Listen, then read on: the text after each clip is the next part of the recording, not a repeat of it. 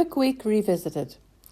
We've just about recovered from a very busy book week. I hope you were able to get along to some events to celebrate books and reading. There were numerous right across all our libraries. For me, the highlight was ferrying Ellie Griffiths about between the three venues, not to mention getting to interview her in two of those, Hollywood and Carrickfergus.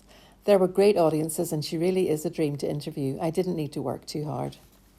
Pete also had fun interviewing Joe Spain in Bangor and Antrim. Unfortunately, our schedules clashed and I wasn't able to get to either of those, but we did get to interview them all together for the podcast.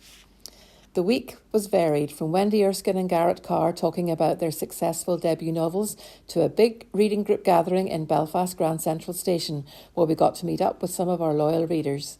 Popular children's author Piers Torday visited two local schools to talk about his books and the importance of reading. This talk was interactive and streamed to a further dozen or so schools. There was also a scintillating interview with Glenn Patterson by Eamon Malley about Glenn's new true crime book, The Northern Bank Job. If you missed that, you can watch it again on our Libraries NI YouTube channel.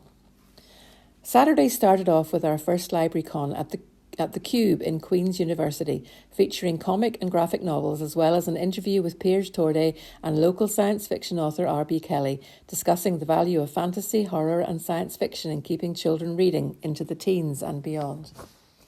The afternoon saw our final library event in Lisburn City Library with It Would Be a Crime Not To panel, with Ellie Griffiths, Joe Spain and Steve Kavanagh.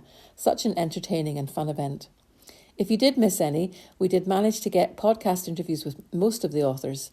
Check them out on the library website or search for Booksighted wherever you get your podcast.